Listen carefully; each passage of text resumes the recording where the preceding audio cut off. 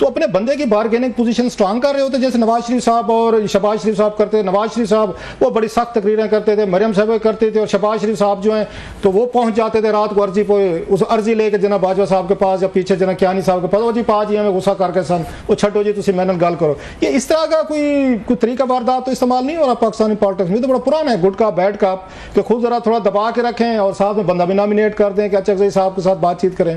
ये तो पुराना तरीका है सर पाकिस्तानी सियासत में। देखिए अचकज़ई साहब जिस दिन नॉमिनेट हुए थे, मैंने अपने शो में भी कहा, फिर मेरे प्रोग्राम में ख्वाजा साहब ने भी बात की, ख्वाजा आसिफ ने, डिफेंस मिनिस्टर थे, और उन्होंने भी वही बात की कि बात यह है कि जो भी जानता है हिस्ट्री अचकज़ई साहब की, उसको पता है कि नॉन स्टार्टर था। ना अचकज़ई साहब ने फौज से बात करनी थी, ना फौज ने अचकज़ई साहब से बात करनी थी, उनकी पूरी हिस्ट्री आपस में। तो वो जब नॉमिनेशन हुई तो वो तो शायद जो लोग नहीं जानते इस तारीख को, या उन दोनों अचकज़ई साहब को और फौज की हिस्ट्री नहीं जानते, वो उनको तो शायद लगा हो कि बंदा अपॉइंट हो गया है। जो जरा सा भी जानते हैं, आप भी यहीं रहे इतने साल, आपने भी पार्लियामान कवर की। मैंने भी 13 जुलाई के प्रोग्राम में मैंने भी ये बात की थी, मैं कि खान साहब ये तो अचकज़ई साहब तो रेड रैग हैं, जैसे बुल को दिखाया जाता है ना रेड रैग लाल सुर्ख कपड़ा, अचकज़ई साहब तो रेड रैग, वो तो नॉन स्टार्टर ठीक कह रहे हैं। वो वहीं से सीरियसनेस नजर आ गई थी कि ये बातचीत कितना होगी कितनी नहीं होगी। सो वही मैंने मालिक भाई उन्होंने बाद में पार्लियामान के बंदे 3-4 मुकर्रर कर दिए थे, ये मेरे 3-4 हैं जो बात करनी, इनसे बात करें।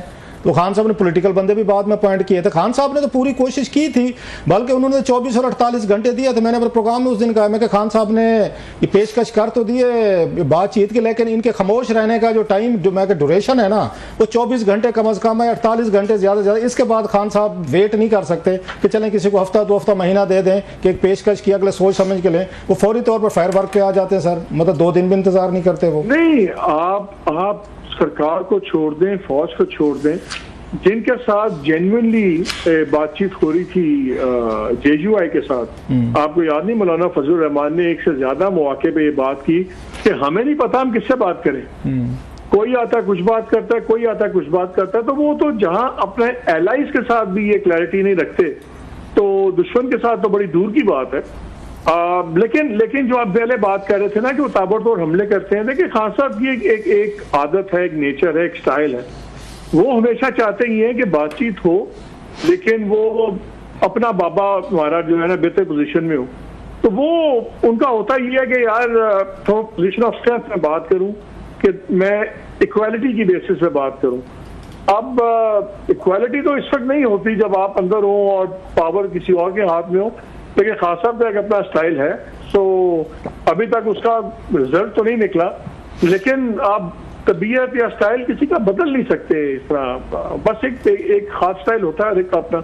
अच्छा, बांग्लादेश में जो कुछ हुआ है उसमें जैसे आपने कहा हुकूमत ने भी अपना स्टांस दिया है, खान साहब ने अपना, आपको क्या लगता है कि जो वाक़यात वहाँ पर हुए हैं उससे खान साहब का स्टांस जो था स्ट्रांग हुआ है, मजबूत हुआ है, उनका हौसला बढ़ा है कि ये चीज़ें की जा सकती हैं, हुकूमतों को तख्ते उल्टे जा सकते हैं, अवामी ज़ोर पे ताकत पे लोग बाहर निकलते हैं लाखों की तादाद में और 15 साल जो हुक्मरान थे उसको भागने पे मजबूर कर देते हैं, या खान साहब वीक हुए हैं? जैसे हुकूमत ने कहा है कि उनका जो नैरेटिव था शेख मुजीबुर रहमान साहब के हवाले से 71 के हवाले से, वो नैरेटिव को तो बड़ा धचका लगा है बड़ी हद तक, ये तो मानना पड़ेगा। जो उन्होंने वो उस पर वो बातचीत कर रहे थे, अचानक ही हुआ सारा कुछ, खान साहब के लिए बड़ा सरप्राइजिंग होगा। तो आपको क्या लगता है कि खान साहब की पोजीशन स्ट्रांग हुई है या वीक हुई है इन वाक़यात के बाद बांग्लादेश के? नहीं, मेरा ख्याल है बांग्लादेश का जो इशू था वो टॉक शोज का इशू ज्यादा था, वो फौज को गुस्सा ज्यादा था, वो उन्होंने फौज को ही गुस्सा दिलाने के लिए सारी वो मूव की थी।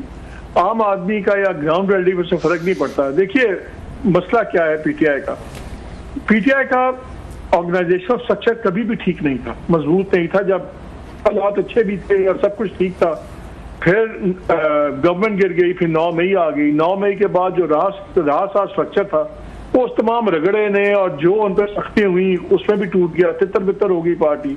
फिर एक लॉयर्स की पूरी खेप खान साहब ने ली। आपको याद है खबर मैंने ब्रेक की थी कि लॉयर्स को बहुत ज्यादा सीट्स देंगे खान साहब, क्योंकि खान साहब कन्विंस थे कि अगर वकला इलेक्शन लड़ेंगे तो इनकी बेले बुले जमानत नहीं होंगी, कोर्ट्स इनको डिफरेंट तरीके से ट्रीट करेंगे, और बात भी ठीक थी।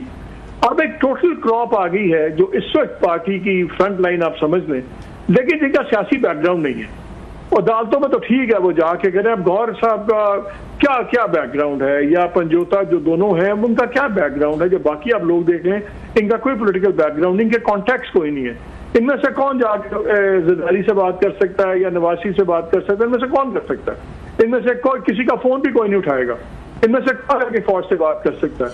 अब जो उनके पुराने लोग थे वो कोई गायब हो गए, कोई तायब हो गए, तो वो भी उनके पास नहीं है। इस वक्त स्ट्रक्चर के लिए आप मुझे बताएं, अगर आपने नेशन वाइड कॉल देंगे आप, और आप चाहते हैं कि लाखों लोग सड़कों पे आएंगे, वो किस तरह आएंगे?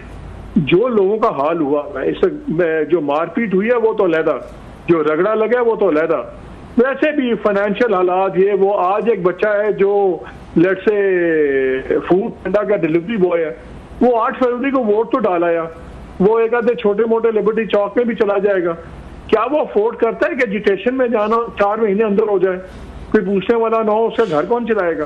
सो अब लोगों को पता है कि इस वक्त एजुटेशन में जाने के कॉन्सिक्वेंसेस बहुत ज्यादा हैं। आपकी सिर्फ आप अंदर नहीं होंगे, पूरा खानदान ख्वार भी होगा। इस वक्त बड़ा स्ट्रॉन्ग पार्टी स्ट्रक्चर चाहिए था, वो रोज है। बांग्लादेश में देखिए क्या वही कुछ हुआ है सर। बांग्लादेश में मैं सॉरी बात काटूं, बांग्लादेश में मैं छोटी सी बात बता रहा हूँ रऊफ, एक सेकंड सर, रऊफ एक सेकंड। बांग्लादेश में मोमेंटम कहाँ से आया? पहला जब जुलूस निकला जो जुलाई के अंदर था, उसमें अवामी लीग की जो यूथ विंग थी उन्होंने पुलिस के साथ मिलकर फायरिंग कर दी, 5-6 लोग मर गए। उसके बाद फिर एकदम जब एस्केलेट हुआ, वहां लाशें बहुत गिर गई। अब ये टेक ओवर से एक दिन पहले 91 लोग एक दिन में मरे, 400 लोग मर गए वहां, सैकड़ों की तादाद में जख्मी हुए, सब कुछ है। उसका मोमेंटम और चीजों से बन गया। नहीं, मूवमेंट उस तरह नहीं हुई थी। अब यहाँ पे ये मूवमेंट बनाना भी मजाक है। पंजाब में कैसे बनाएंगे? केपी में तो बना लेंगे। आपने सही बात में सारी इसलिए कह रहा था कि इसका मतलब ये है कि 15 साल की हुकूमत भी एक मतलब है, वो बैगेज भी खड़ा था सीना वाजिद साहब का। 15 साल बड़ा होता, पाकिस्तान में तो मिलिट्री डिक्टेटर 8 से 10 साल ज्यादा नहीं रह सका। 15 साल बड़ा टाइम है। फिर अपोनेंट्स को जेलों में डाला, फांसियां लगाई, वहां पे human rights abuses, TV channel, media, बिल्कुल उन्होंने मसाला पकड़ा था, उन्होंने पकड़ा था, चीजों का मसाला पकड़ा था। दूसरा, जैसे आप कह रहे हैं 400 लाशें का बोझ था, तो इससे ये भी कहा जा सकता है, कुछ बंदों से मेरी बात हो रही थी, वो कहते जनाब आप इस बात को नहीं देखते कि फिर 9 मई को जो हमने रेस्ट्रेंट का मुजाहरा किया, हालात उसी तरह के थे कि जनाब के अटैक्स हो रहे थे GHQ पे या कमांडर्स हाउस पे, फिर वहाँ पे अब मिलिट्री इंस्टॉलेशन पे आर्मी ने या पुलिस ने रेस्ट्रेंट की। अदरवाइज अगर ये जो कहा जाता है जी पुलिस ने क्यों नहीं रोका, फायरिंग क्यों नहीं की, मारपीट क्यों नहीं की, तो उस दिन भी लाशें गिरती, तो शायद उनका ख्याल है कि ये मकसद था, यही इनकी अप्रोच थी और हमने लाशें नहीं गिरनी थी, जिसकी वजह से जो 9 मई था कोई बहुत बड़ा इंसिडेंट होने से बच गया है। So do you agree with this assessment कि 9 मई को जो पावर इस्तेमाल नहीं की गई तो वो उनका एक वाइज फैसला था ताकि एक बड़े पैमाने पे कोई इतनी बड़ा ब्लड शेड ना होता, लोग न मारे जाते बेचारे? नहीं, आई टोटली एग्री। अगर बहुत ज्यादा कोई तसादुम हो जाता, लाशें गिर जाती, हालात कहीं से कहीं चले जाते, और जो एस्टेब्लिशमेंट के लोगों की असेसमेंट थी 9 मई की, वो तो बड़ा अर्सा तक बताते, यही कहते थे कि देखें 9 मई को लेवल ऑफ वायलेंस बहुत ज्यादा था लेकिन लोगों की तादाद इतनी ज्यादा नहीं थी।